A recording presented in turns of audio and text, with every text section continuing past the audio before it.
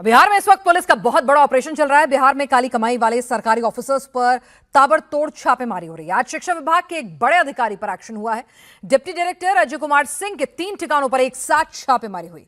10 करोड़ की कोठी बंगला, करीब 25 लाख रुपए का कैश बरामद अब तक हो चुके हैं। अजय कुमार सिंह की सरकारी नौकरी 2005 में लगी थी।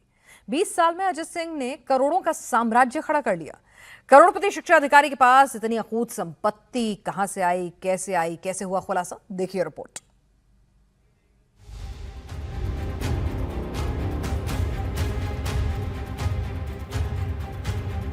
पटना में 4.5 करोड़ की कोठी,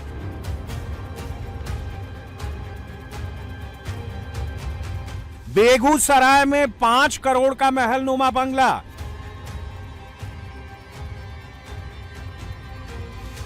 पटना की कोठी में 30 लाख कैश, करोड़ों की ज्वेलरी, बेगूसराय की कोठी में 4.5 लाख कैश और ज्वेलरी। यह बिहार का करप्ट शिक्षा सिस्टम है जिस पर सम्राट सरकार की स्ट्राइक शुरू हो चुकी है। एक आदमी जिसकी ऑन पेपर सैलरी 1 लाख से 1.25 लाख के करीब है, उसके पास लाखों का नहीं करोड़ों का खजाना है।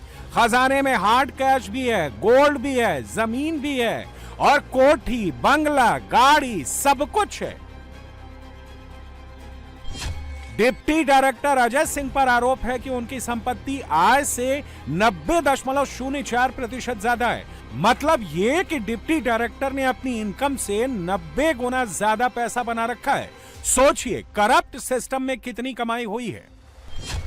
अजय कुमार पर करीब 4 करोड़ की आय से अधिक संपत्ति बनाने का आरोप था, लेकिन असल में नंबर तो इससे बहुत ज्यादा बड़ा है। डिप्टी डायरेक्टर के काली कमाई का साम्राज्य सिर्फ पटना में नहीं बल्कि बिहार के अलग अलग जिलों में फैला हुआ है। अगर सिर्फ पटना और बेगूसराय के दोनों घरों की कीमत जोड़ दें तो 10 करोड़ का नंबर भी क्रॉस हो जाता है। बताया जा रहा है कि बेगूसराय वाली कोठी उन्होंने नौकरी लगने के बाद बनवाई है। अब आप खुद अंदाजा लगा सकते हैं कि डिप्टी डायरेक्टर साहब ने किस कदर काली कमाई की मलाई जमा की है। अजय कुमार सिंह ने पटना से बेगूसराय तक एक बड़ा साम्राज्य खड़ा कर रखा है। करीब 20 साल से अधिक की नौकरी में अजय कुमार सिंह ने अकूत संपत्ति जुटा ली है। पटना और बेगूसराय में बना इनका आलीशान बंगला करीब 10 करोड़ रुपए से अधिक का बताया जा रहा है। कई शहरों में इनकी प्रॉपर्टी होने की बात सामने आई है। इसके अलावा छापेमारी के दौरान लाखों के कैश, लाखों के गहने, जमीन के कागजात और बैंक अकाउंट्स की जानकारी भी सामने आई है। हालांकि इनकी कुल संपत्ति कितनी है इसका पता तब चलेगा जब आर्थिक अपराध इकाई की जांच पूरी होगी। पटना में BBOSC के डिप्टी डायरेक्टर अजय कुमार सिंह के ठिकानों पर EOU की रेड हुई तो डिप्टी डायरेक्टर की कमाई देखकर EOU भी हैरान रह गई। डिप्टी डायरेक्टर ने करप्शन का ऐसा सिस्टम बनाया, पावर और घोटाले का ऐसा कॉकटेल बनाया कि काली कमाई से करोड़ों का अंपायर खड़ा कर लिया।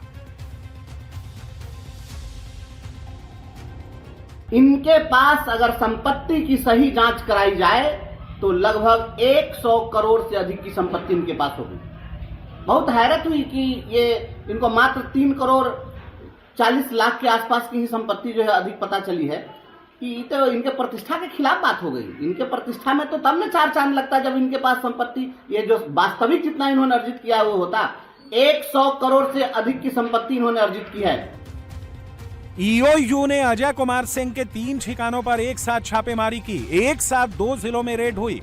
एक टीम पटना के चंद्रतारा भवन पहुंची, दूसरी टीम बेगूसराय वाले बंगले के लिए परोरा गांव पहुंची और तीसरी टीम ने अजय कुमार सिंह के मीठापुर वाले सरकारी दफ्तर पर रेड मारी।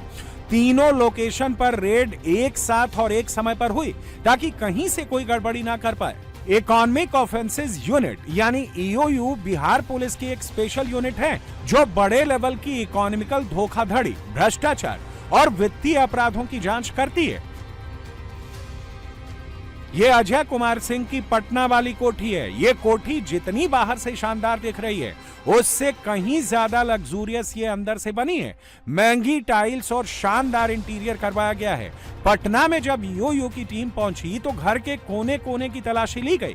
बेसमेंट से लेकर टॉप फ्लोर तक चप्पा चप्पा खंगाला गया। घर में मौजूद हर लॉकर, हर तिजोरी, हर कोने की तलाशी ली गई। ये आकाशवाणी रोड में चंद्रतारा भवन है। अजय कुमार सिंह का आवास है, आलिशान घर। और यहाँ पर आर्थिक अपराध इकाई यानी ईओयू की रेड चल रही है। ईओयू को ये जानकारी मिली है कि 3,43,78,300 रुपए की आय से अधिक संपत्ति इन्होंने अर्जित की है भ्रष्ट तरीके से, जो इनकी आय से करीब 90% अधिक है। तलाशी के दौरान 500 के नोटों की गड्डियां मिली हैं, आभूषण मिले हैं। उन सबों का मूल्यांकन अभी किया जा रहा है और घर के अंदर अभी किसी को जाने की इजाज़त नहीं है। यहाँ देखिए, जो पुलिसकर्मी हैं वो घर के अंदर मौजूद हैं। खुद अजय कुमार सिंह डिप्टी डायरेक्टर भी घर में ही मौजूद हैं और यहाँ पर लगातार अभी छापेमारी चल रही है।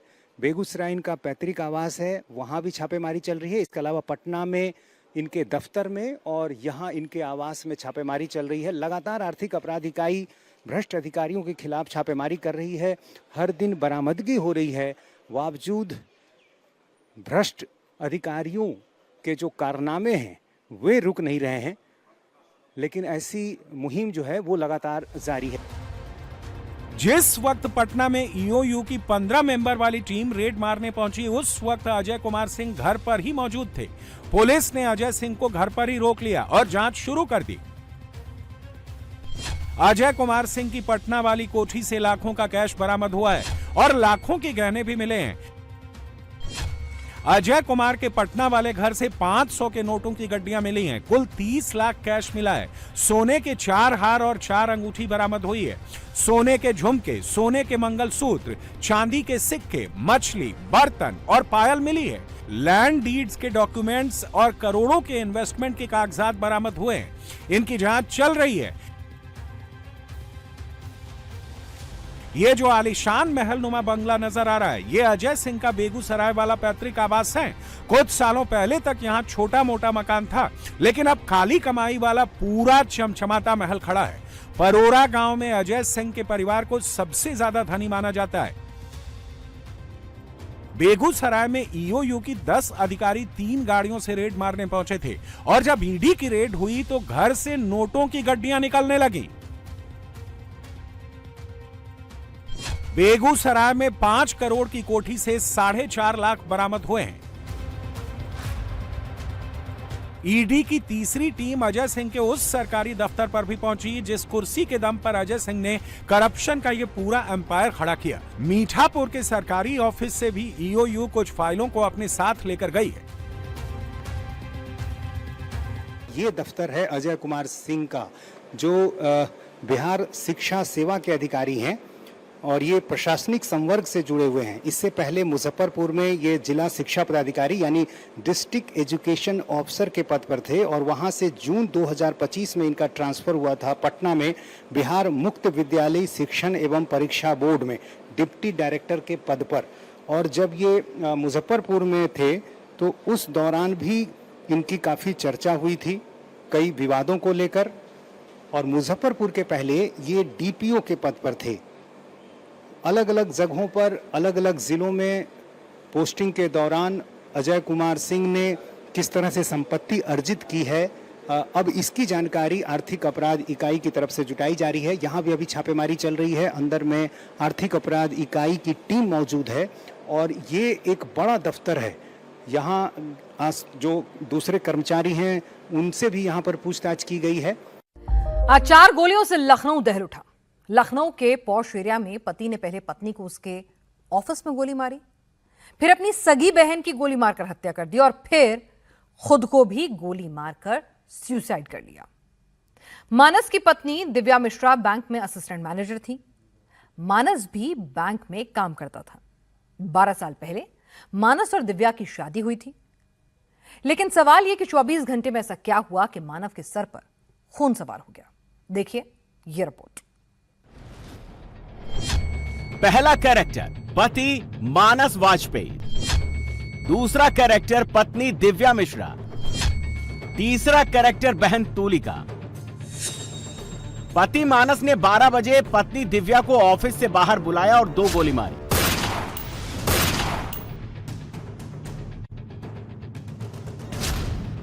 इसके बाद मानस ऑटो से 2 किलोमीटर दूर अपने घर पहुंचा। 12 बजे 10 मिनट पर स्टेटस लगाया कि पत्नी को मार दिया और बहन को मारने जा रहा हूं। व्हाट्सएप पे स्टेटस है, उनका जो व्हाट्सएप का स्टेटस था उससे जानकारी मिली कि उसमें लिखा हुआ था कि मैंने अपनी वाइफ को मार दिया है और मैं अपनी सिस्टर को और मैं खुद को मारने जा रहा हूँ। 12:15 पर घर पहुंचने पर टीवी की आवाज तेज की और मानस की बीमार बहन तुलिका को गोली मार दी। फिर अंदर जब गए, अंदर जाने के बाद देखा दोनों लोग मृत पड़े हुए थे और टीवी पे हनुमान चालीसा चल रहा था। पत्नी और बहन को मारने के बाद मानस ने पिस्टल से कनपटी पर गोली मारकर सुसाइड कर ली। पिस्टल एक उनके एक सीने पर रखी हुई थी। मानस के? हाँ। मानस ने अपनी गोली क्या कनपटी में मारी? जी, कनपटी पे गोली लगी हुई थी। और सिस्टर को गोली कहाँ मारी? उनकी भी वहीं पे लगी हुई थी। 15 मिनट में पूरा परिवार खत्म हो गया। पति, पत्नी, बहन तीनों मर गए। लखनऊ में बृहस्पतिवार डबल मर्डर और उसके बाद सुसाइड से निश्चित तौर पर पौष इलाके गोमती नगर में ज़बरदस्त तरीके से हड़कंप मच गया। हम इस समय लखनऊ के गोमती नगर के विवेक खंड इलाके में मौजूद हैं, जहां पर ICICI बैंक में काम करने वाली जो महिला है वो अपने पति से विवाद चल रहा था। पति मानस वाजपेयी बाहर आता है, दिव्या मिश्रा को बाहर बुलाता है और बाहर बुला करके वो गोली मार देता है और उसके बाद पता लगता है कि वो वापस अपने घर पहुंचता है, अपनी बहन तुलिका को गोली मारता है और उसके बाद खुदकुशी कर लेता है, खुद को भी गोली मार लेता है और उसके बाद इस पूरे मामले में निश्चित तौर पर हड़कंप मच चुका है। लखनऊ पुलिस के मुताबिक पति और पत्नी के बीच में जो संबंध थे वो अच्छे नहीं थे, काफ़ी गड़बड़ संबंध चल रहे थे, दोनों अलग अलग भी रह रहे थे। जो दिव्या है वो इसी प्राइवेट बैंक में काम कर रही थी पिछले कई सालों से और पति मानस वाजपेयी यहाँ पर आता है और बाकायदा उसको बाहर बुलाता है। बाहर बुला करके दोनों के बीच में कुछ कहासुनी होती है और उसके बाद वो गोली मार देता है। फिलहाल लखनऊ पुलिस ने एविडेंस को यहाँ पर कलेक्ट कर लिया है और यूपी पुलिस की जो डू नॉट क्रॉस लाइन वाली पूरी मशीनरी होती है उसको भी यहाँ पर उपयोग लाया गया है। काफ़ी सारे सबूत मौके से इकट्ठा किए गए हैं। लखनऊ में 4 गोलियां चली और पूरे शहर में सन्नाटा पसर गया। कोई भी समझ नहीं सका आखिर ऐसा क्या हुआ।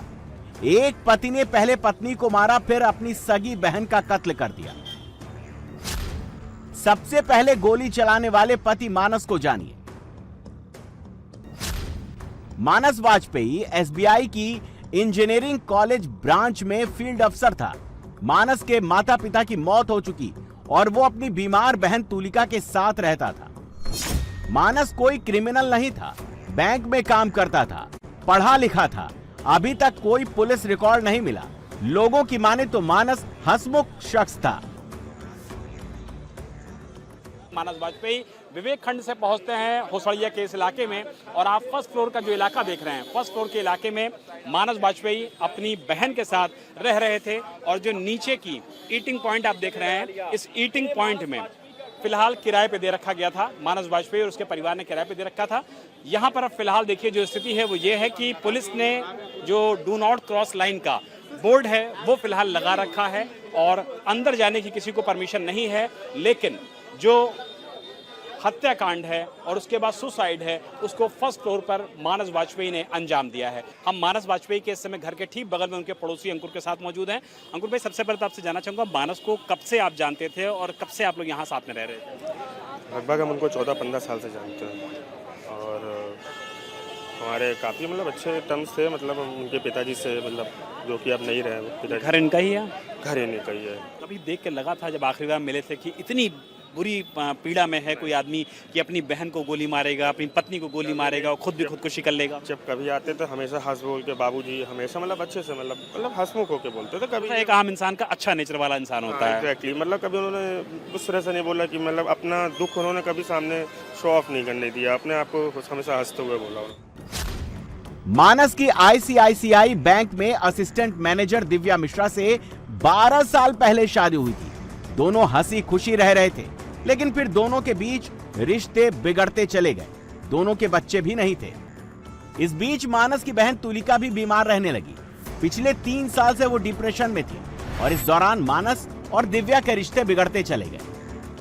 पूरे मामले में पुलिस के हाथ अभी ये जानकारी लगी है कि दोनों के बीच में जो संबंध थे वो अच्छे नहीं थे।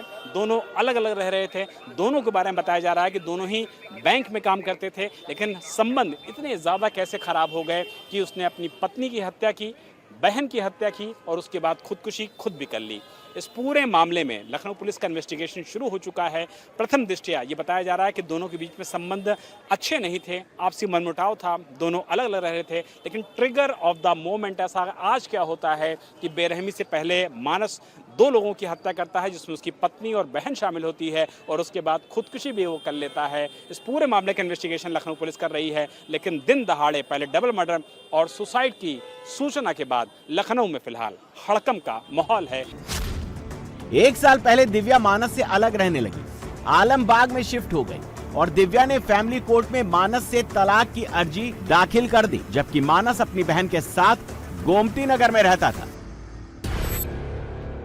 लेकिन सबसे बड़ा सवाल है, जो मानस और दिव्या 12 साल से साथ रह रहे थे, जिन्होंने अपनी मर्जी से अलग होने का फैसला भी कर लिया था, लेकिन फिर ऐसा क्या हुआ कि मानस ने इतना बड़ा कदम उठा लिया।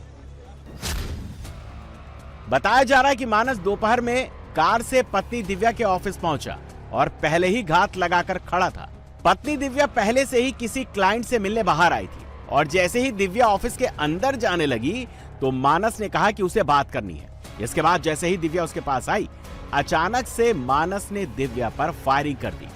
गोली लगते ही दिव्या लहूलुहान होकर जमीन पर गिर पड़ी।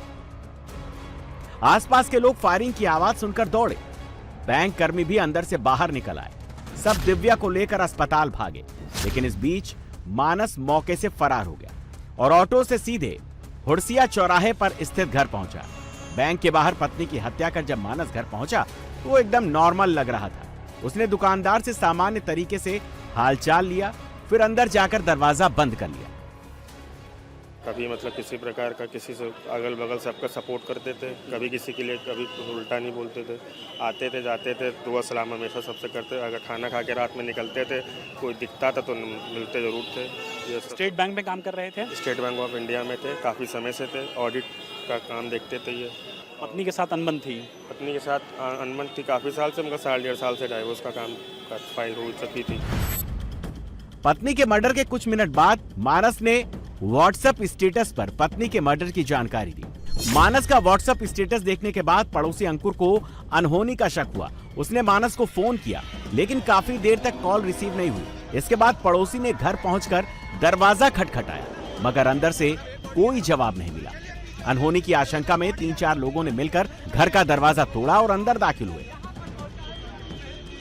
अंदर का मंजर देखकर सभी के होश उड़ गए। दोनों मानस और उसकी बहन मृत अवस्था में पड़े थे। इससे हम लोग को जो पता चला कि कुछ मतलब कि गलत तरीके से होने वाला है, तो हम लोग ने इनको कॉल किया। कॉल नहीं उठाने पर फिर हम लोग ने इनके डोर को नॉक किया। डोर को नॉक करने पर डोर नहीं ओपन हुआ, तो हम लोग ने 4-5 लोग ने मिल के दरवाजे को तोड़ने की कोशिश की, जबकि नहीं टूट रहा था। फिर भी बहुत कोशिश मकसद के बाद टूटा। फिर अंदर जब गए, अंदर जाने के बाद देखा दोनों लोग मृत पड़े हुए थे और टीवी पर हनुमान चालीसा चल रहा था। कंडीशन क्या थी? पिस्टल वगैरह कहाँ पे थी? पिस्टल एक उनके एक सीने पर रखी हुई थी। मानस के? हाँ।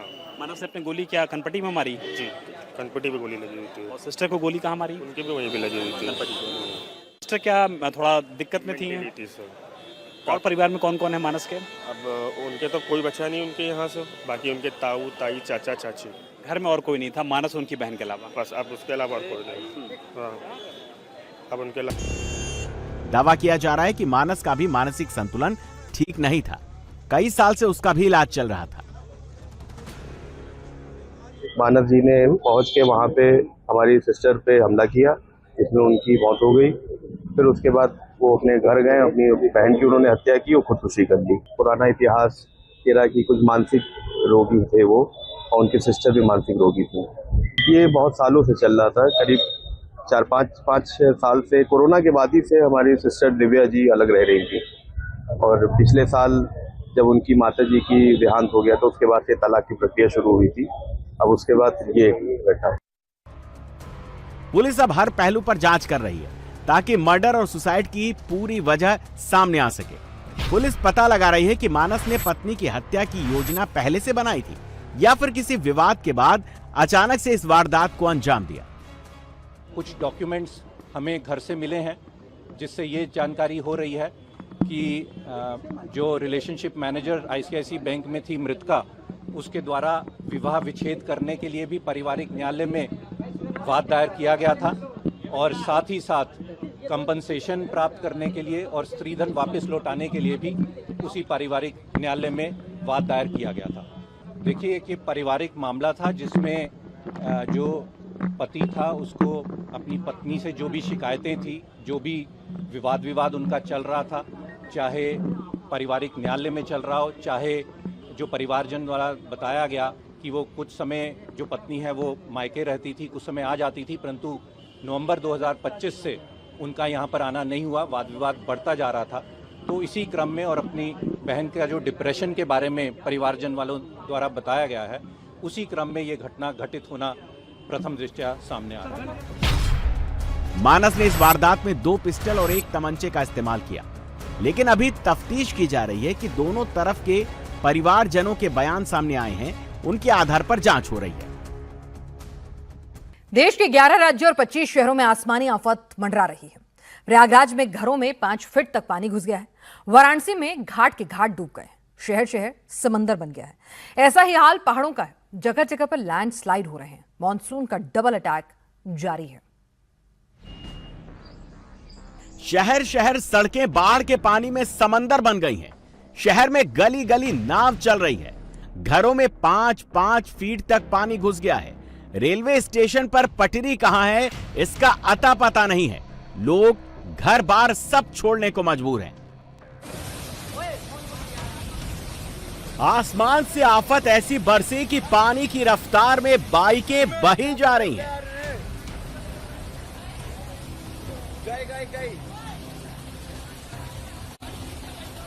किसी तरह स्थानीय लोगों ने मिलकर बाइकों के साथ बाइक सवारों को भी बचा लिया।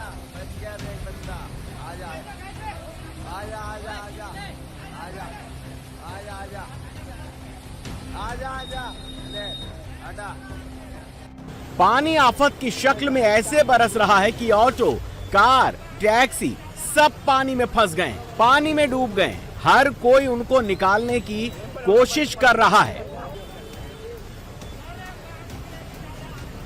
बारिश के मौसम में आसमान से पानी बरस रहा है तो पहाड़ियां दरक रही हैं। पहाड़ से मलबा टूट टूट कर सड़क पर आ रहा है। ये तस्वीरें काफी डराने वाली हैं।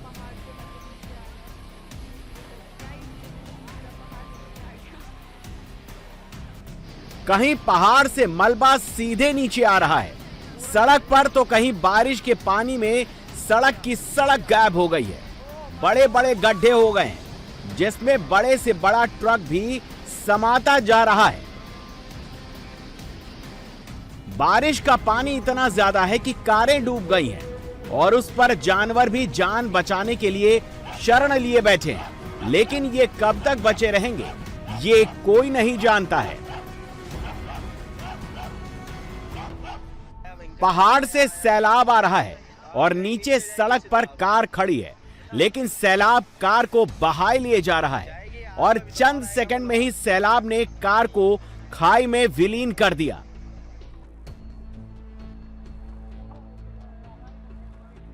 बाढ़ के पानी की रफ्तार ऐसी है कि बाढ़ के पानी ने एक पिकअप को पलट दिया है। इसके बाद इसमें 2 लोग फंस गए। पिकअप में फंसे लोगों को एसडीआरएफ ने समय रहते रेस्क्यू ऑपरेशन करके बचा लिया। रस्सी के सहारे पानी के बहाव के विपरीत रेस्क्यू ऑपरेशन करके लोगों की जान बचाई गई। पहाड़ से देखिए मलबा कैसे टूट टूट कर नीचे आ रहा है। कुछ लोग इस भूस्खलन का वीडियो बना रहे थे, लेकिन चंद सेकंड बाद भारी मलबा पहाड़ से तेज रफ्तार से नीचे आया तो सब की सब जान बचाकर भागते नजर आए। मॉनसून का यह दूसरा महीना चल रहा है। अगस्त में अभी भी 10 दिन बाकी हैं, लेकिन पहाड़ से लेकर मैदान तक मानसूनी आफत लोगों की जिंदगी पर संकट खड़ा कर रही है। पहाड़ी इलाकों में पानी की रफ्तार के आगे पुल टूट रहे हैं, पहाड़ दरक रहे हैं, जिससे भूस्खलन हो रहा है, रास्ते बंद हो गए हैं, ट्रैफिक जाम हो गया है।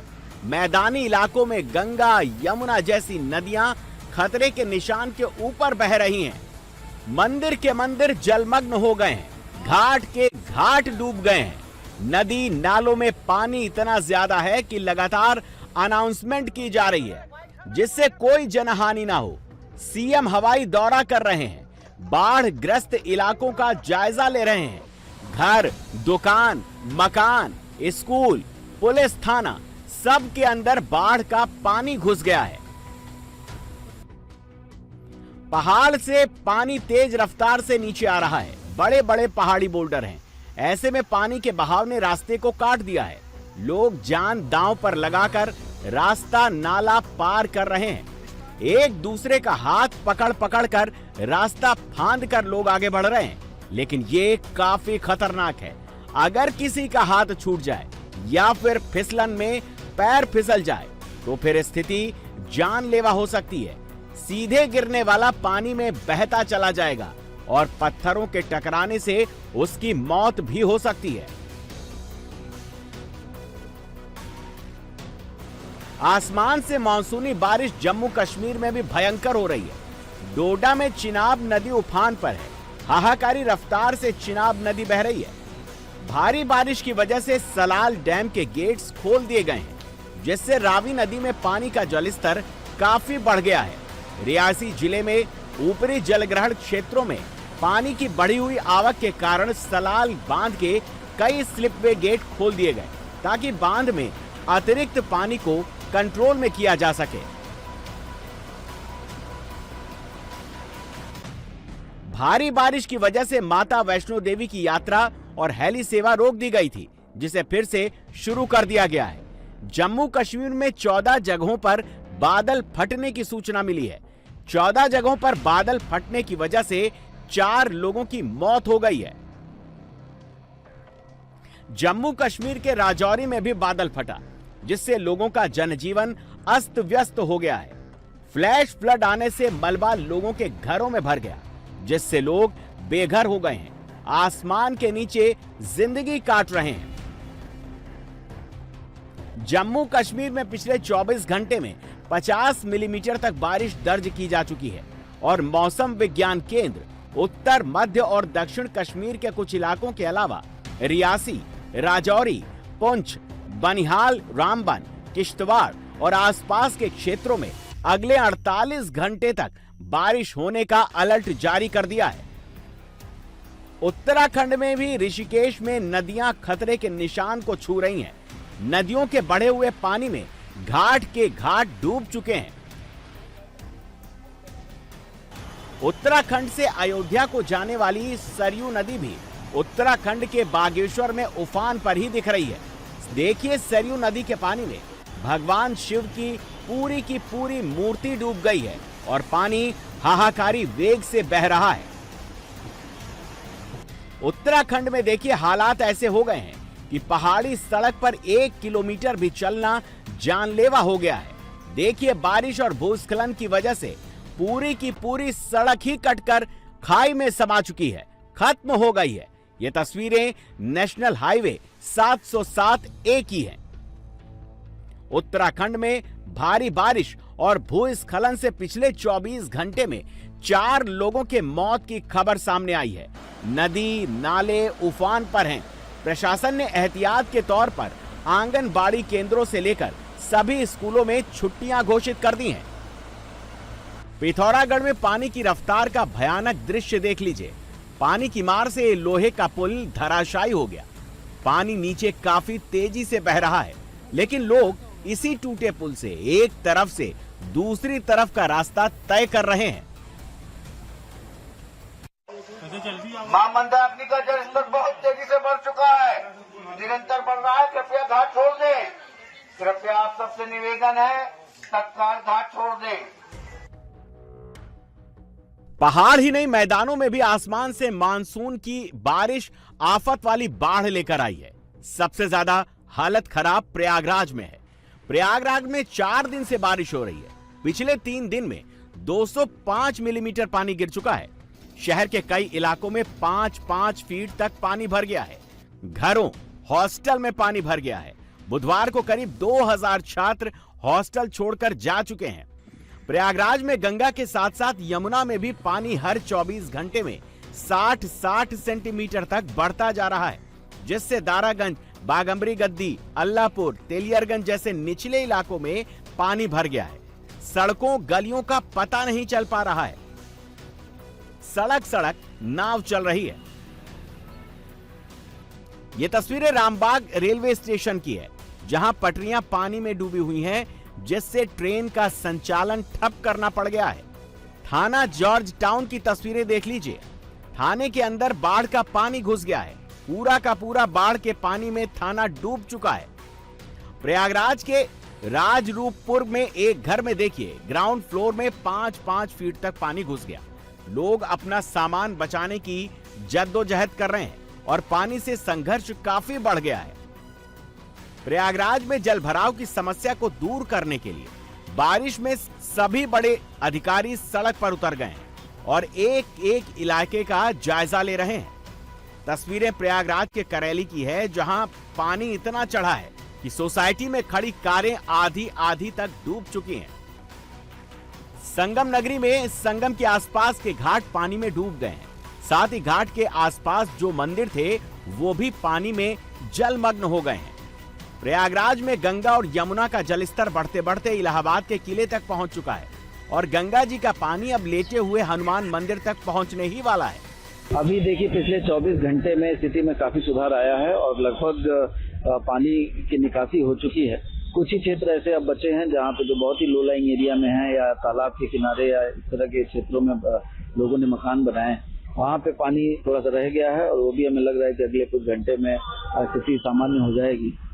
जिन जो चौक पॉइंट चिन्हित किए गए हैं जहां पर ब्लॉक हो रहा था, पानी निकल नहीं पा रहा था, उन चौक पॉइंट्स को अभी हम लोग जैसे ही पानी कम हो जाता है तो उसको भी हम लोग क्लियर करा देंगे, ताकि आगे आने वाले समय में उन नालों के चौक होने के कारण कहीं कोई समस्या न हो। कानपुर में भी गंगा नदी खतरे के निशान पर बस पहुंचने ही वाली है, इसलिए घाट के आसपास के इलाकों में रहने वाले लोगों को वहां से सुरक्षित तरीके से हटाया गया है। साथ ही कानपुर में हाई अलर्ट घोषित कर दिया गया है। अयोध्या में भी सरयू नदी खतरे के निशान के ऊपर बह रही है। सरयू का जलस्तर खतरे के निशान से 32 सेंटीमीटर ऊपर पहुंच चुका है, इसलिए नावों का संचालन बंद कर दिया गया है। पुलिस लगातार खतरे का जायजा ले रही है और जल पुलिस नदी की निगरानी कर रही है।